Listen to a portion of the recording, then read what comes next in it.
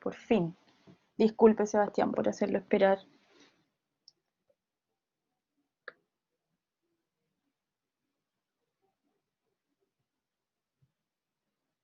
Ya, entonces,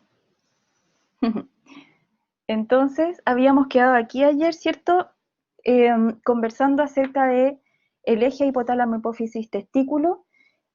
Vamos a repetir más o menos las ideas que me importan que queden súper grabadas. El eje se armaba así, nosotros lo conocimos desde la primera clase. Se libera la hormona liberadora de gonadotrofinas. Ella llega hasta la adenohipófisis y de la adenohipófisis se liberan las gonadotrofinas, que son dos, ¿cierto? FSH y LH. Pero en el hombre, ellas tienen receptores en células específicas. Y decíamos que, por ejemplo, la FSH tiene receptores en unas células que se llaman células de Sertoli, y en esas células va a promover la síntesis de cosas que ya les voy a contar en las siguientes diapos, pero la principal función de que FSH llegue a las células de Sertoli es promover el desarrollo del gameto masculino, eso que llamamos espermatogénesis. Por otra parte, la LH irá a unas células que se llaman células de Leydig, y el principal producto secretor en la célula de Leydig es el andrógeno. Por lo tanto, esta es la célula endocrina más relevante en el testículo. Ninguna de las dos son gametos, por supuesto. Y entonces la célula de Leydig produce y libera testosterona, y la testosterona ahora tiene que enfrentarse a un reto, porque la testosterona tiene que ir a muchos lugares en el cuerpo, sin embargo en el testículo debe estar en concentraciones mucho más grandes. Así que tenemos que asegurarnos, ya les voy a contar más adelante cómo nos aseguramos, de que una vez que las células de Leydig fabrican testosterona, mucha de ella se quede aquí y las concentraciones sean mucho, mucho más altas dentro del testículo, y sea algo nomás de eso fabricado lo que salga a la circulación sanguínea y vaya a distintas estructuras donde la testosterona tiene que ejercer sus efectos secundarios. Una de las cosas que le puede pasar a la testosterona es convertirse en otras hormonas. Por ejemplo, puede ser tomada una cierta cantidad de ella por la enzima aromatasa y convertirla en estrógenos. Los estrógenos van a hacer cosas que yo les voy a contar más adelante, pero una de las cosas que de manera interesante hace es hacer retronegativa sobre el eje. De todas maneras, la testosterona también puede de manera directa hacer retronegativa sobre el eje. Por lo tanto, aquí se va a cumplir lo mismo. Hormonas liberadas desde la glándula periférica, que sería el testículo, van a generar retronegativa sobre el hipotálamo y también sobre la adenohipófisis. Pero va a haber una exclusividad para la liberación de FSH, porque la célula de Sertoli fabrica una hormona que se llama inhibina, y la inhibina sube hasta la adenohipófisis para inhibir la liberación específicamente de FSH. ¿Ya? Por lo tanto, la liberación de LH y de FSH no son idénticas.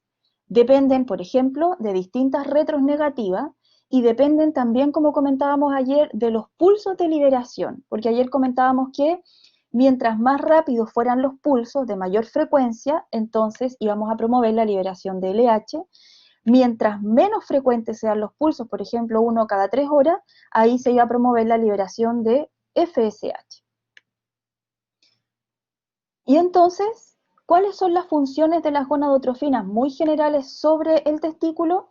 Por supuesto que la espermatogénesis, la producción de los gametos, la biosíntesis de esteroides gonadales, la testosterona, por supuesto, y lo más importante es el mantenimiento de la estructura gonadal, es decir, una excesiva producción de gonadotrofinas va a promover un aumento del tamaño de la gónada, tal como lo hace la ACTH sobre la glándula adrenal, tal como lo hace la TSH sobre la glándula tiroides. Aquí va a pasar lo mismo.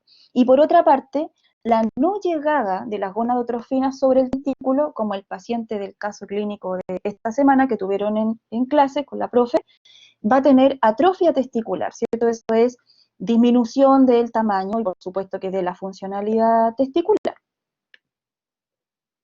¿Dónde están ubicadas estas celulitas que yo les conversaba? Bueno, aquí se nos muestra un testículo y nosotros podríamos hacerle un corte al testículo y vamos a ver que, si hacemos zoom, cada testículo está lleno de unas estructuras que se llaman túbulos seminíferos, que son esas que están ahí. Y en los túbulos seminíferos vamos a encontrar el túbulo al medio, ¿verdad? Que sería ahí, estaría el lumen, y vamos a encontrar una pared gruesa y en esa pared células gaméticas que van desarrollándose, y entre las células gaméticas, estas células moradas grandes que están entre medio de estos gametos que están en desarrollo y que serían las células de Sertoli. Sin embargo, las células de Leydig no se ubican ahí mismo, sino que se ubican en el intersticio. Voy a encerrar ahí. Ahí están las células de Leydig, son más chiquititas y están por fuera de los túbulos seminíferos, en el intersticio de los túbulos seminíferos. Más o menos las células de Leydig representan un 20% de la masa de un testículo adulto, o sea, no son pocas, es harto y tiene mucho sentido porque ellas son las productoras y secretoras de esta hormona que se llama testosterona. Una cosa muy importante es que estas células de aquí son muy dinámicas y, por ejemplo, en la infancia, estas células, si tú las cuentas y mides la masa que tiene el testículo del niño, del infante, estas células son muy poquititas, lo que tiene sentido entonces y explicaría en parte el por qué en el niño la pubertad no se desencadena hasta los 10, 11 o 12 años, que la pubertad está marcada por esta activación de las células de Leydig y la liberación de la testosterona. Sin embargo, en el recién nacido, y se los voy a contar en un gráfico que viene de ahí, en el recién nacido son súper abundantes, en el recién nacido que es hombre, por supuesto. En el recién nacido son súper abundantes y por lo tanto, ¿por qué son importantes ahí? Y en el feto, por supuesto, también, porque determina la testosterona y define al feto masculino, masculinizándolo, promoviendo el desarrollo de las estructuras, del pene, de los testículos, de la próstata, etc. En el recién nacido también son abundantes, pero desaparecen o disminuyen estas células durante la infancia y vuelven a aumentar en masa y en tamaño de nuevo al inicio de la pubertad y desde ahí en adelante se mantienen altas. Así que este dinamismo del tamaño y del número de estas células explicaría más o menos entonces el comportamiento de un gráfico que ya les voy a mostrar. Y de las células de Sertoli, bueno, ya habíamos dicho, ellas están ahí entre medio de los gametos porque participan activamente en la entrega de factores de crecimiento, en la entrega de nutrientes para que estos gametos se vayan desarrollando. Pongo esta imagen que viene ahora, no que se aprendan, por favor, cómo es el desarrollo de los espermatozoides, ni espermatogonia, ni espermatocito, o sea, eso no es, yo creo que eso es hasta histología. Simplemente les pongo esta imagen para que no olviden que los gametos se van desarrollando de una manera espacial en el testículo, y por lo tanto, tal como muestra esta flechita, por eso me gustó este monito, los gametos se van desarrollando de manera como desde afuera hacia adentro. Y por lo tanto, en la parte externa del túbulo seminífero vamos a tener a los gametos menos desarrollados, que son las espermatogonias, y luego, a medida que esto avanza, vamos a tener más desarrollo, hasta que finalmente los que queden aquí, como colgando hacia el lumen del túbulo seminífero, serán los espermatozoides que ya van a estar como estos, totalmente listos para ser liberados y pasar a ser ahora parte del líquido. Y entonces ahí se nota la importancia de las células de Sertoli, ¿cierto? Que están entre estos grupos de gametos que están en desarrollo, se conectan entre ellas, regulan el flujo de sangre, regulan el traspaso de nutrientes, así que son súper importantes. Y bueno, les dejo esas imágenes que en realidad estas de aquí muestran lo mismo, cómo se desarrollan desde afuera hacia adentro, y aquí cómo se vería el túbulo seminífero, de nuevo ahí por fuerita en el espacio intersticial, las células de Leydig, ¿cierto? Y ya adentro en el túbulo seminífero los espermatozoides. Aquí casi que ni se notan las células de Sertoli. Ya, ¿qué podríamos decir de LH?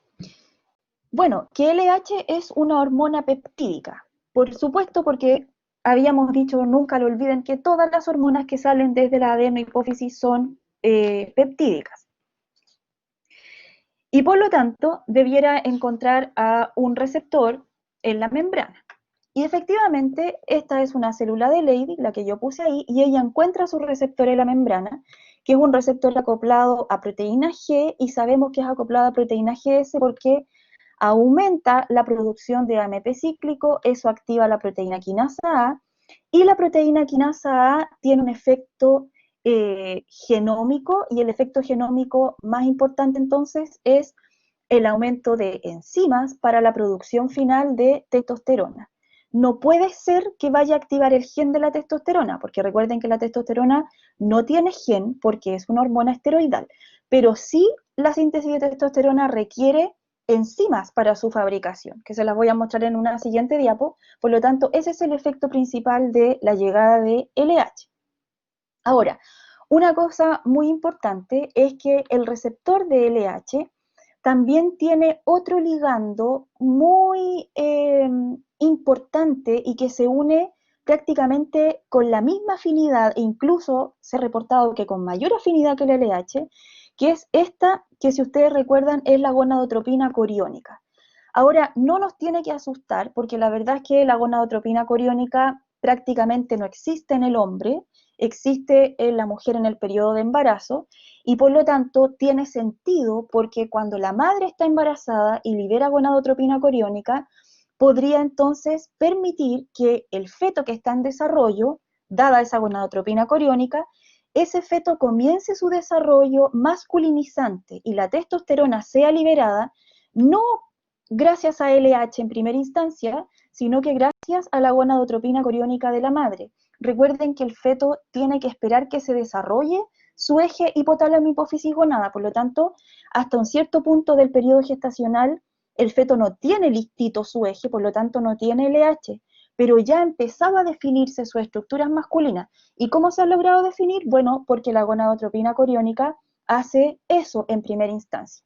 Luego, cuando entonces el feto se desarrolla y ya tiene su eje listito, y por supuesto la gonadotropina coriónica también disminuye, entonces es la LH del propio feto masculino quien comienza a promover la síntesis y la liberación de testosterona. Les voy a contar en las siguientes diapos para qué. Por lo tanto, cuando yo tengo un sujeto que tiene, por ejemplo, hipogonadismo y tiene un testículo que funciona, eso es súper importante, que tenga un testículo funcional. Sin embargo, algo pasa en el testículo que no es capaz de producir testosterona, puede ser, por ejemplo, porque tiene un problema de la hipófisis y no produce LH, nosotros podríamos tratarlo con LH o podríamos tratarlo con gonadotropina coriónica.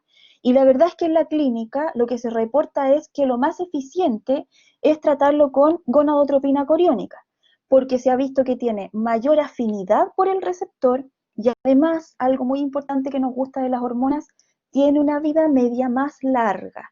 Así que esas dos cosas harían que sea el tratamiento más preferente frente a, para tratar a un individuo que tiene hipogonadismo, en este caso tendría que ser hipogonadotrófico, ¿cierto? Tiene una lesión, una dificultad para liberar LH. Por supuesto que una hipofisectomía, eso significa extracción de la hipófisis, va a disminuir los niveles de testosterona, pero de manera indirecta, porque si yo genero una hipofisectomía, tendría un hipogonadismo, pero a nivel primario o a nivel secundario. Ahí ustedes podrían contestar cuando escuchen la clase. Pero sea primario o sea secundario, según la respuesta que ustedes tengan, vamos igual a afectar la liberación de testosterona, ¿verdad? Porque entonces necesitamos que el eje esté intacto y eficiente para que la testosterona se libere. ¿Qué va a hacer testosterona? ¿Para dónde se va a ir? ¿En qué va a ser convertida? Bueno, ya se los voy a contar.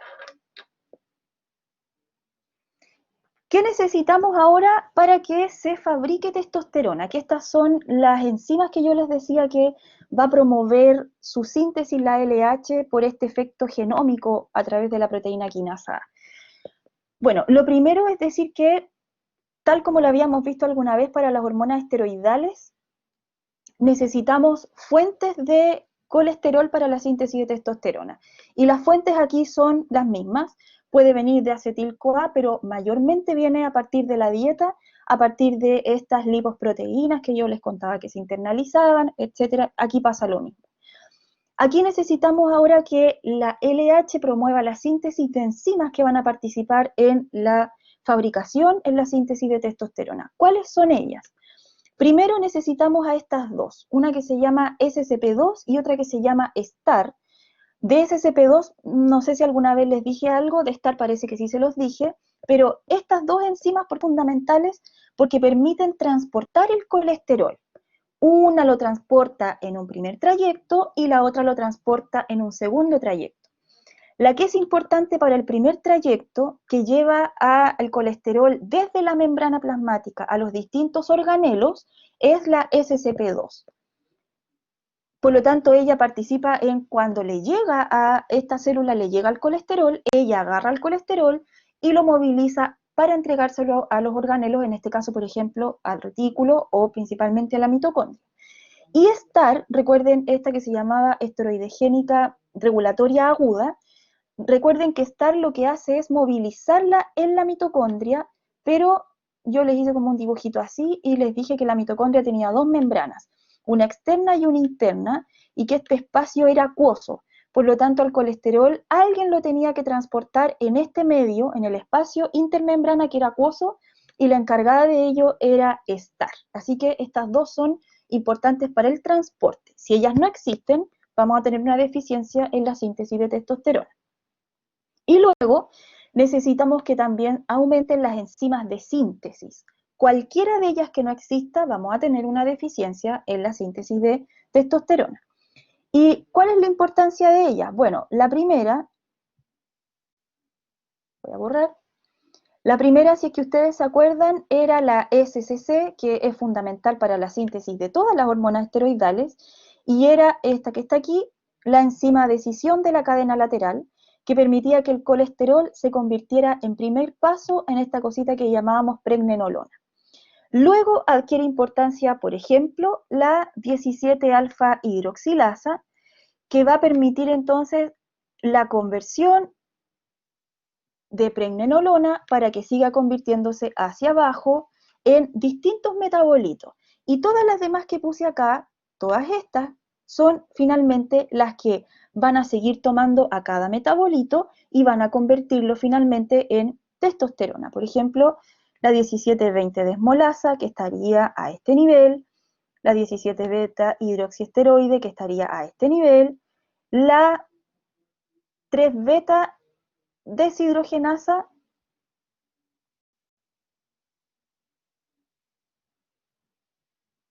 claro, que estaría a ese nivel.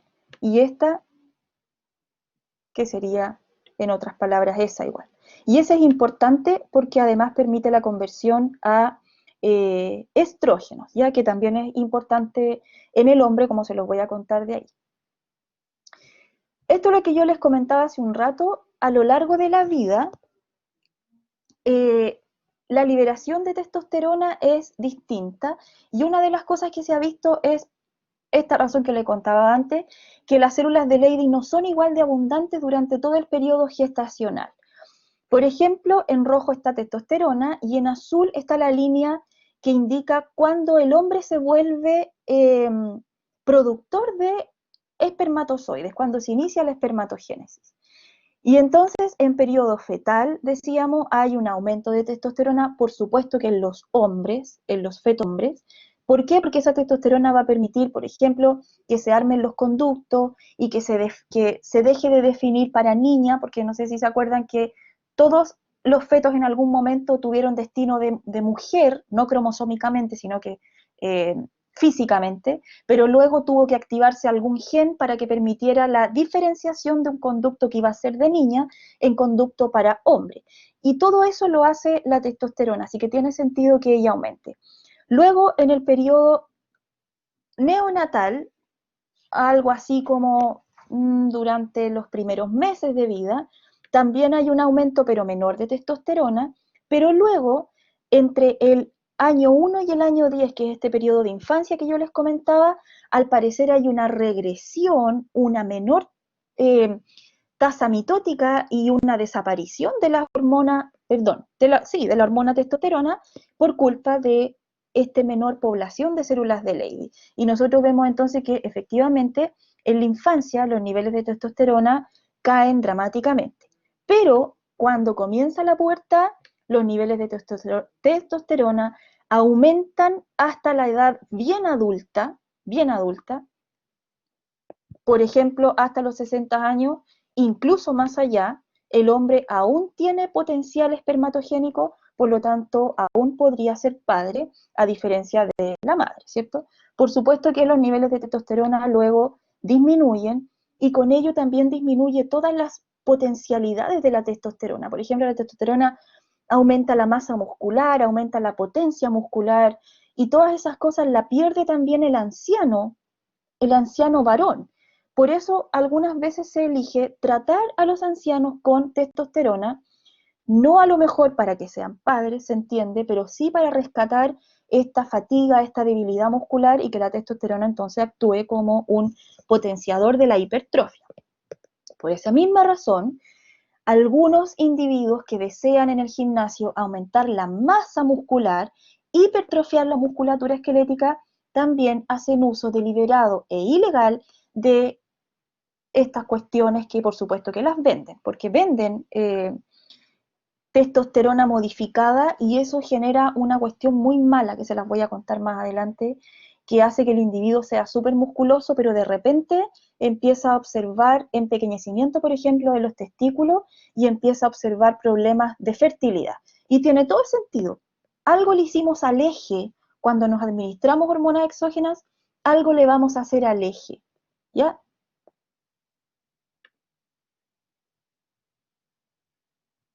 Ya, ahora, hay algunas modificaciones que se le pueden hacer a la testosterona, que ya las habíamos comentado alguna vez, pero por supuesto que debiéramos comentarlas de nuevo.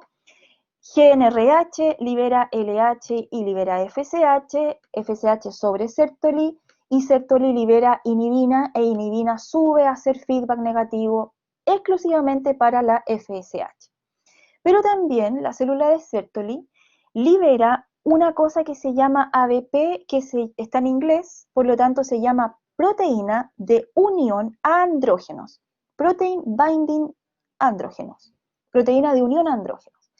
Esta proteína viene a solucionar ese problema que yo les conté antes. ¿Se acuerdan que les dije, miren, cuando el testículo fabrica testosterona, fabrica harta, pero debe asegurarse de él quedarse con una concentración prácticamente 1000 veces mayor que la que se va al plasma? ¿Cómo lo hace el testículo para secuestrar esta gran concentración intratesticular y dejarla ahí? El secreto está en la proteína de unión a testosterona, porque esta será la forma de secuestrar a la testosterona, de dejarla intratesticularmente a altas concentraciones. Así que solamente la testosterona que no sea unida a ABP será la que pueda quedar disponible para irse al plasma. Tal como lo muestra el monito de al lado, que usémoslo al tiro.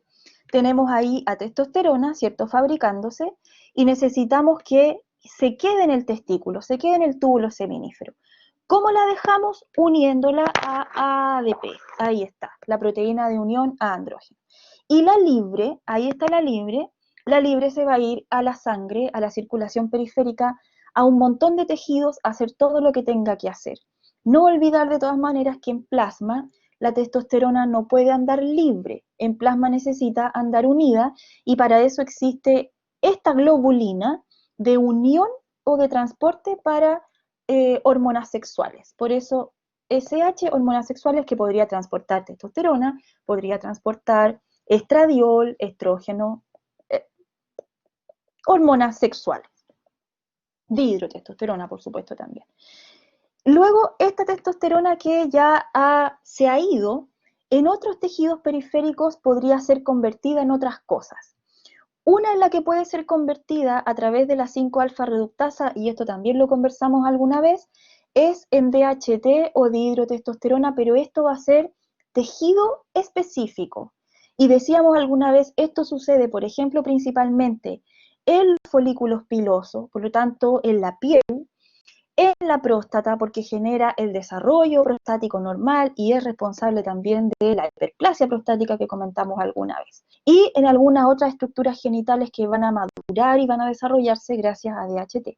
Y también en el hombre, la testosterona puede ser convertida a una hormona femenina, entre comillas, que es el 17-beta-estradiol, por ejemplo, en el tejido adiposo y en otros tejidos también, para incluso intratesticularmente también, para promover bien llamativas en el hombre, porque no tienen que asustarse los hombres que escuchen esta clase de que, uy, la testosterona se me está convirtiendo en estradiol, eso quiere decir que me voy a feminizar.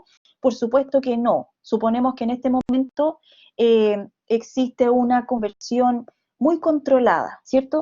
Pero el estradiol, por ejemplo, para que vean que las hormonas feminizantes y masculinizantes tienen mal puesto el nombre y nos han hecho caricaturizar esta cuestión, se ha visto que en los hombres el estradiol convertido a partir de testosterona sube a estructuras encefálicas que regulan la conducta masculinizante del hombre.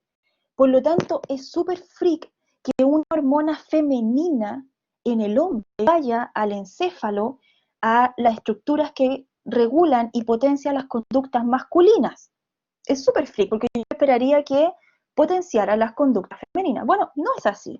En el hombre, a estas concentraciones fisiológicas, regula, por ejemplo, eso. Ya les voy a contar más adelante que otra cosa importante también regula.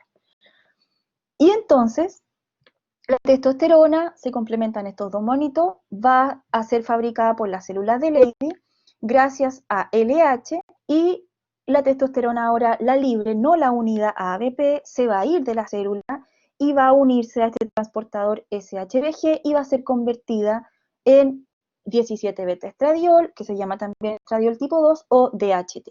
Lo más importante es que aquí se podrían generar distintas retros negativas sobre el eje. La testosterona puede hacer retronegativa, pero también las otras hormonas podrían hacer retronegativa. Tanto el estradiol como la dihidrotestosterona pueden hacer un feedback negativo potente sobre el hipotálamo y también sobre la adenohipófisis. Pero todas ellas afectarán a la LH y a la FSH. Sin embargo, no olvidar que inhibina solamente afecta la retro para FSH. Ahora, veamos qué receptor tiene FSH y qué vía usa y qué fabrica, qué se fabrica frente a la llegada de FSH. La FSH también es una hormona de tipo peptídica, por lo tanto también tiene receptores en la membrana y también están acoplados a proteínas GS y también aumentan la actividad de la proteína quinasa A partir del AMP cíclico. Y aquí la proteína quinasa A también tiene potentes efectos transcripcionales, así que su principal efecto será mover la síntesis de cosas. ¿De qué cosas? Yo las puse en rojito. Punto 1 de ABP, que ya dijimos que era la proteína de unión a andrógenos, que mantiene esta alta concentración intratesticular por el secuestro que realiza de la testosterona. También permite que en la célula de Sertoli se fabrique la P450 aromatasa. Por lo tanto, esto es lo que yo les comentaba recién, la conversión de testosterona en estradiol no solo se realiza afuera, se realiza así con la testosterona que se va, pero también se realiza con la testosterona que queda intratesticularmente. ¿Por qué necesitamos estradiol en el testículo si eso es una cosa feminizante? Bueno, les voy a contar más adelante por qué se necesita. También necesitamos que la célula de Sertoli fabrique factores de crecimiento y está ligado íntimamente con la espermatogénesis, porque los factores de crecimiento, por supuesto, van a ir a permitir eso mismo, el desarrollo, el crecimiento y el cambio histológico que van sufriendo estas células. Y por último, también se fabrica esta hormona que llamamos inhibina, que sale del testículo para ir a ser retronegativa sobre FSH, pero que de manera interesante también se ha visto que es un factor de crecimiento que va sobre las células de Leydig y permiten el desarrollo de las células de Leydig. Así que su función más clásica y conocida es la retronegativa, pero también permite el desarrollo de la célula de Leydig. Así que no sé si están viendo, pero Sertoli y Leydig tienen una comunicación muy rica entre ellas. Una fabrica testosterona, la otra le fabrica la secuestradora que sería ABP. Una fabrica inhibina y la inhibina va a permitir que la otra crezca. Una fabrica P450 aromatasa para convertir testosterona en estradiol y el estradiol finalmente va a ir a dar a la célula de Leydig. Ahí va a lograr su efecto. Así que hay una conversación entre ellas muy bonita que se las comenta en esta diapo entonces. En esta diapo, claro, yo justamente la titulaba así, aquí se muestra la dependencia que existe entre las células de Leydig y las células de Sertoli. Y aquí hay una dependencia fundamental. Tenemos aquí a las células de Leydig recibiendo a LH a través de un receptor acoplado a proteína G, es cierto lo que decíamos recién, se activa la proteína quinasa y se genera la síntesis de proteínas. ¿Qué proteínas? La que van a, yo les comentaba antes, la que van a permitir la síntesis finalmente de la testosterona a partir del colesterol, por todas las enzimas que les mostré en la diapo anterior. Y entonces vamos a tener un aumento de testosterona. Y la testosterona, su lugar principal de llegada no es la célula de Leydig, porque es la célula de Sertoli la que está en constante, como se ve incluso en el monito, en constante comunicación con los espermatozoides que están en desarrollo. Por lo tanto, será la testosterona en la célula de Sertoli donde tenga su efecto promotor de la gametogénesis. Así que la célula de Leydig prácticamente lo que hace es ser una productora de algo que se necesita en la célula de Sertoli. Así que, efectivamente, testosterona se va hacia la célula de Sertoli y ahí la testosterona podría seguir algunos caminos.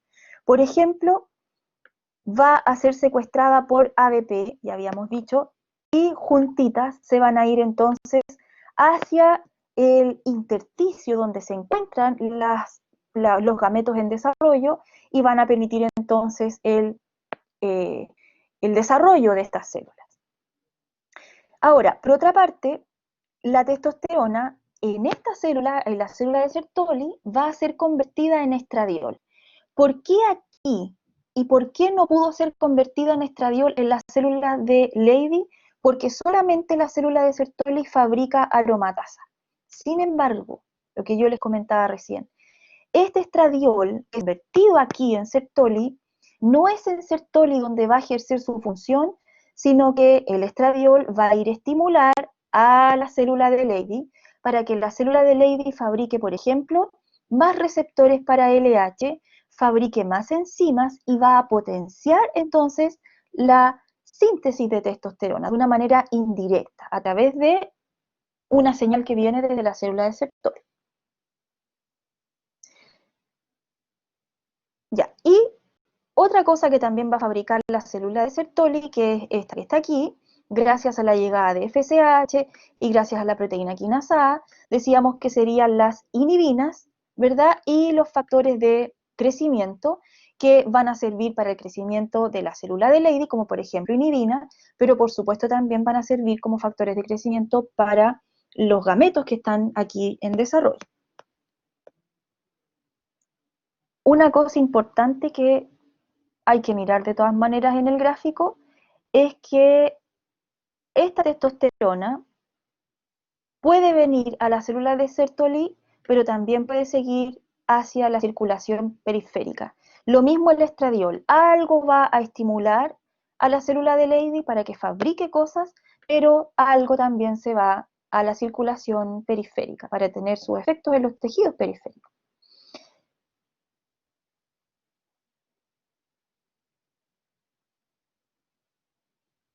Ya, y este esquemita de aquí,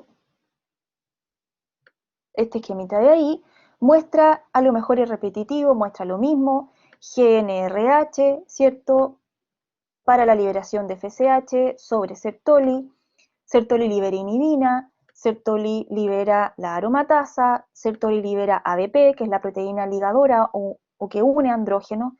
A través de la aromatización con la aromatasa fabrica estrógenos y también participa en la espermatogénesis. Inhibina sube a la hipófisis para ser retronegativa sobre FSH y también fabrica factores de crecimiento tanto para Leydig como para sus propios gametos y participar en la espermatogénesis. Y por su parte, la LH va sobre las células de Leydig. Las células de Leydig fabrican andrógenos y los andrógenos pueden tener múltiples caminos. Ir a las células de Sertoli para potenciar su actividad, tener aromatización periférica por el caminito que yo les mostraba recién, irse, ¿cierto?, para ser convertidos periféricamente en estrógeno y también, por supuesto, subir a los ejes superiores para ser retronegativa. Les dejo esta imagen, pero es que en realidad muestra exactamente lo mismo, así que no la voy a repetir, sé que es súper repetitiva. Se muestra lo mismo si la miran, exactamente lo mismo. Ya, aquí hay algo importante que decir, porque si nosotros evaluamos los niveles de FSH, de LH y de testosterona a lo largo de la pubertad y hasta la etapa adulta, vamos a ver que los niveles de testosterona van en aumento, que está en verde, como esperaríamos que sucediera. Los niveles de LH se correlacionan, la curva roja se correlaciona perfectamente con la verde. Sin embargo, los niveles de FSH son raros. En la pubertad, los niveles de FSH aumentan, pero después no se ve un aumento masivo como la LH hacia la adultez, sino que los niveles de FSH más bien suben un poquito, se estabilizan, luego disminuyen. ¿Por qué se da esto? Bueno, aquí yo les puse más o menos el por qué. Esto se da porque la FSH va sobre las células de Sertoli, eso ya los habíamos dicho, ¿cierto? Pero las células de Sertoli promueven un efecto trófico en las células de Leydig. Por lo tanto, las células de Sertoli, liberando, por ejemplo, estos factores de crecimiento que yo les decía, liberando inhibina, que también funciona como un factor de crecimiento, promoverá el aumento en tamaño y en número de células de Leydig. Por lo tanto, vamos a tener más células de Leydig y por lo tanto vamos a tener mayor liberación de testosterona, ¿cierto? Tiene sentido. Ahora, luego la célula de Sertoli cambia su afinidad, cambia su sensibilidad, porque la célula de Sertoli, yo creo que eso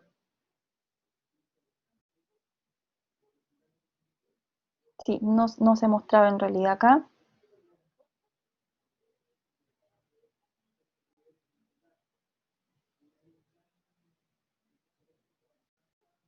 No se mostraba tan bien, pero la célula de Sertoli tiene receptores para FSH y tiene receptores para testosterona, ya que a lo mejor lo podrían ver ahí, ¿cierto? Como llega la testosterona, claro, es porque probablemente adentro hay receptores para testosterona, que no se ven en la membrana, recuerden que no están en la membrana.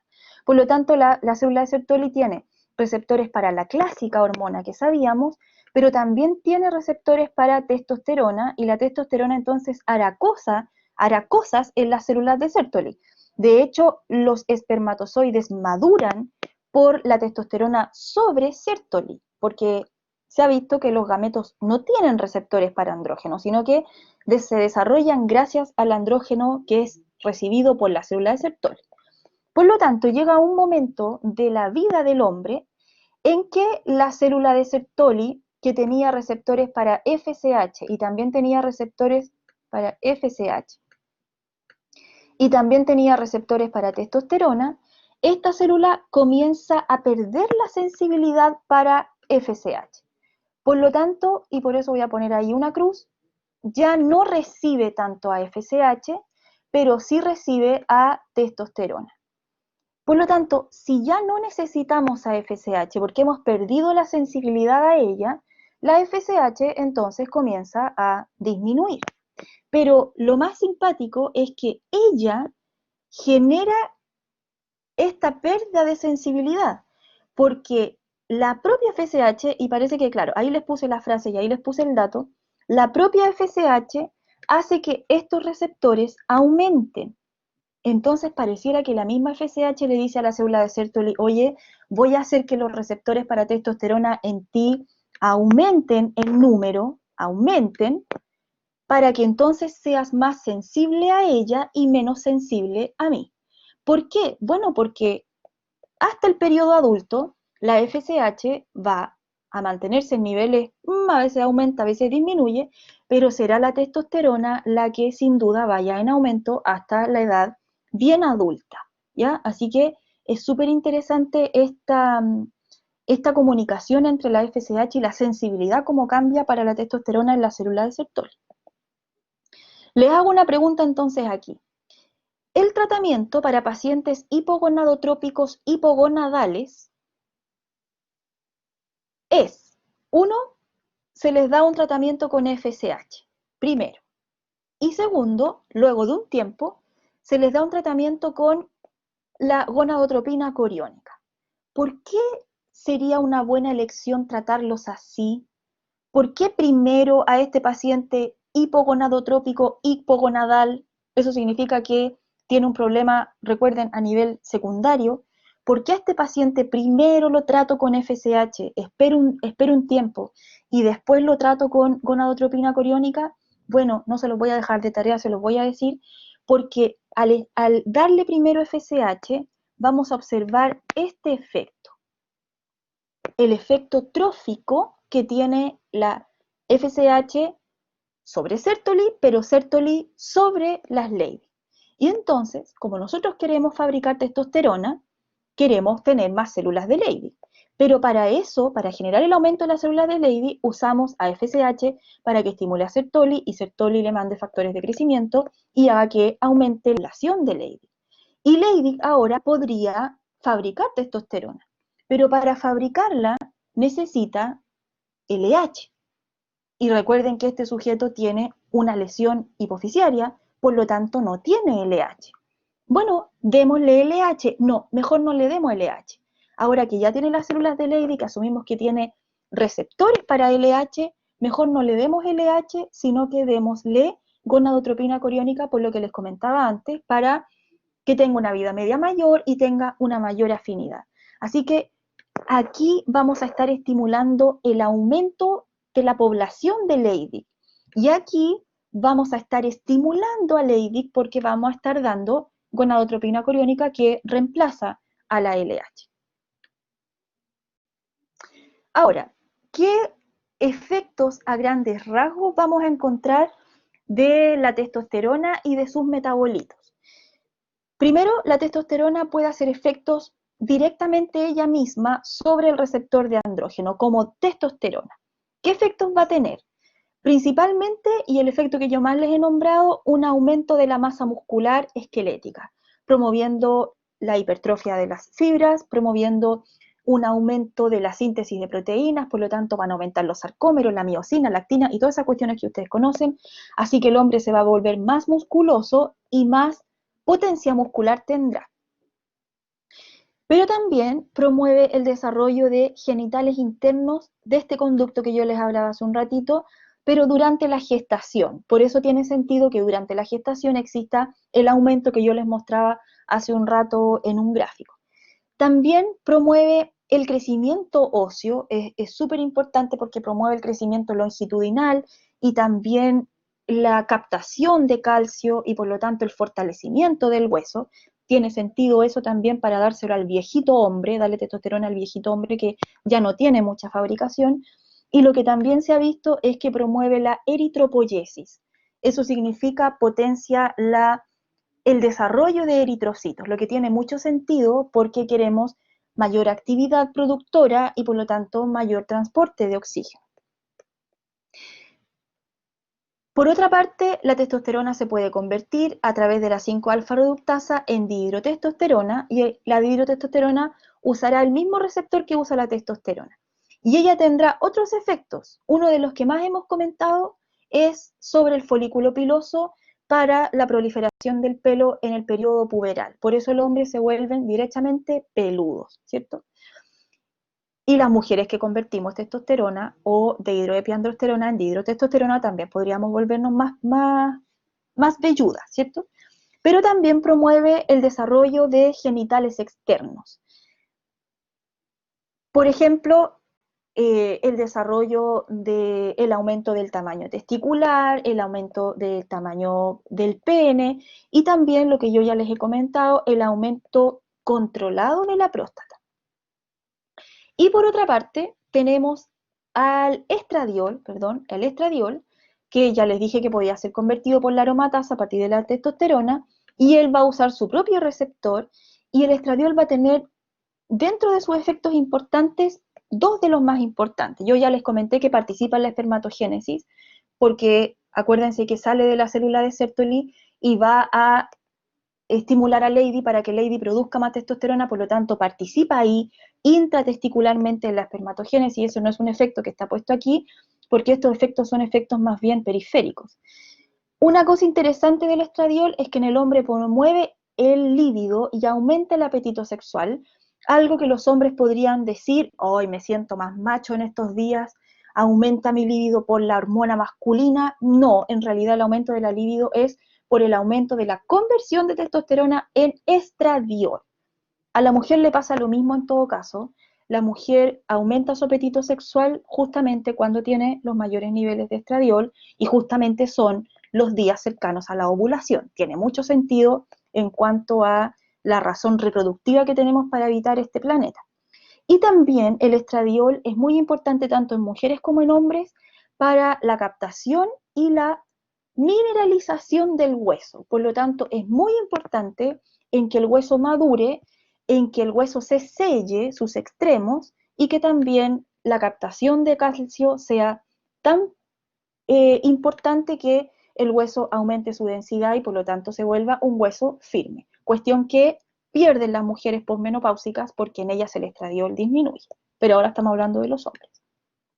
Ya, como la testosterona es una de las más importantes, aquí les dejo una lista de las cosas más detalladas que hace la testosterona en el hombre. Ahí les puse lo que hace en periodo fetal.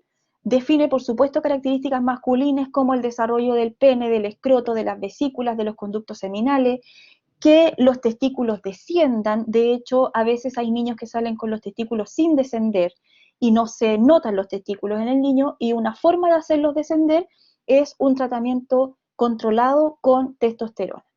Lo que se ha visto, y de manera muy interesante, pero eso sí en la rata, porque esto no se puede hacer, se supone, en los humanos, es que si tú tienes a una rata preñada y sabes que está preñada de una hembra, pero en periodo fetal muy temprano, tú le administras grandes cantidades de hormonas masculinas, aunque esa rata hembra sea cromosómicamente hembra, tú con la administración temprana, muy temprana fetal, de hormonas masculinas en altas dosis, tú vas a promover que a esa rata hembra cromosómicamente le aparezcan puras estructuras masculinas.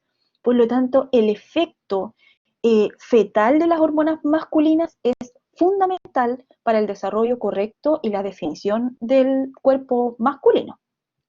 Ahora, en el periodo puberal, por supuesto que también es súper importante porque se desarrollan distintas características. Yo creo que aquí los chiquillos van a sentir y se van a sentir identificados porque aumenta el crecimiento del vello, pero crecimiento en distintas zonas. Por ejemplo, sobre el pubis, y no necesariamente el del pubis, porque aquí también participa la dihidrotestosterona. Sobre el pubis, hacia arriba y a lo largo de la línea alba del abdomen, a veces hasta el ombligo y arriba, también en la cara, algo en el pecho y menos en la espalda. Todo eso sería por testosterona directamente y en parte también por la conversión de a dihidrotestosterona, pero dihidrotestosterona más bien en la cabeza y en los brazos. Hipertrofia de la mucosa laríngea y alargamiento de la laringe. Esto tiene que ver con el cambio de la voz que sucede en los hombres. Aumenta el grosor de la piel. Eso también yo creo que los chiquillos lo ven y las mujeres también lo vemos. Por esa razón a las mujeres le aparecen estrías, porque la piel de las mujeres, en cambio, no aumenta de grosor, sino que llega incluso a romperse el tejido conectivo. En cambio, en el hombre aumenta el grosor de la piel se vuelve más resistente y el hombre no está sujeto a la aparición de esas estrías feas. Pero al hombre, como aumenta el grosor de la piel, aumenta también la cantidad de glándulas que fabrican sebo en la piel, y a los hombres entonces le aparece acné. Que el acné entonces es una cosa masculinizante. Por eso yo les comentaba el otro día que cuando a una mujer le aparece un acné profundo y marcado, es probablemente porque tiene andrógenos en mayores dosis en su sangre, porque el acné es una cosa masculina, generada por una hormona masculina. Aumento de la masa muscular 50% más que lo que aumenta en la mujer, y eso también se tiene que notar, y no solamente se ve en músculos esqueléticos, como por ejemplo en otros músculos asociados a musculatura lisa, a veces también musculatura cardíaca, ¿ya? Pero de manera controlada, obviamente. Aumenta la matriz ósea, favorece el depósito óseo de calcio, por lo tanto también favorece la osificación, como se los contaba antes. Esto también es llamativo porque la testosterona cambia la forma de la pelvis. En las mujeres se observa, como ahí parece que lo puse, una forma de pera típica, porque las mujeres ensanchan su pelvis, ensanchan su cadera de manera ovoide, como una pera. Y eso le genera la característica llamativa a la mujer, el ensanchamiento de cadera, y llamativa también para los hombres, que les atrae mucho más físicamente una mujer ancha de caderas, y eso es por una cuestión reproductiva y animal que tiene el hombre. Y en el hombre, ¿por qué la cadera no se ensancha? Bueno, porque aquí la testosterona, que en la mujer no provoca esto, sino que la mujer se ensancha, insisto, en el hombre, en cambio, la pelvis se alarga en vez de ensancharse, y por lo tanto el hombre se vuelve más estrecho que ancho. Si algún hombre ha desarrollado, como eso también se ve, una forma ovoide amplia, en la pubertad usted lo mira y dice, aquí yo sospecho que este hombre tiene una mayor síntesis de hormonas femeninas. Aumenta la tasa metabólica basal, por supuesto por esta gran actividad metabólica que tiene sobre todo el anabolismo sobre el tejido muscular, y también promueve la eritropoyesis, por lo tanto aumenta esta cosa que llamábamos hematocrito, ¿cierto? Que es el aumento del porcentaje de eritrocitos.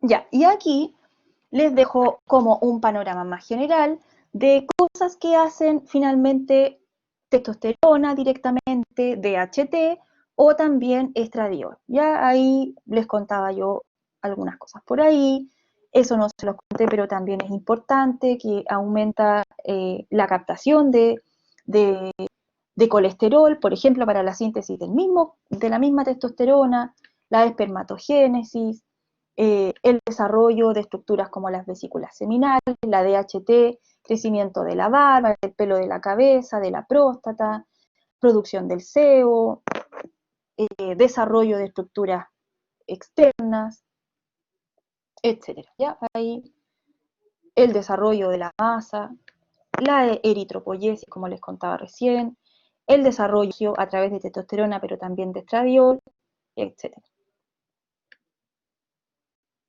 Ya. Y por último, uy, que quedó mal esta imagen. Bueno, pero se entiende. Yo creo que ahí en el PDF ustedes lo pueden tener bien. Por último, comentarles algo que igual ya lo hemos deslizado, es este efecto que tiene la administración de esteroides exógenos, que de verdad que es una cuestión bien común, súper transfuga, pero bien común. Nosotros sabemos que los ejes tienen un punto de ajuste, ¿cierto? Y que por lo tanto ese punto de ajuste se mantiene para que el individuo se mantenga sano.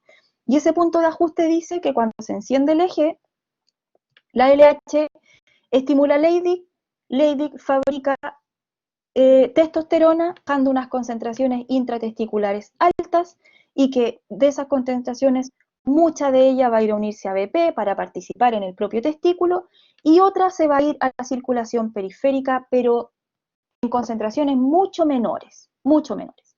Y esa testosterona o sus metabolitos, como DHT o estradiol, van a ir a generar una retronegativa a hipotálamo hipófisis, y entonces este eje va a estar constante regulado en su punto de ajuste. Pero si a mí se me ocurre administrar andrógenos exógenos, como insisto, lo hacen los individuos que quieren aumentar su masa muscular, entonces nosotros vamos a ver efectos testiculares.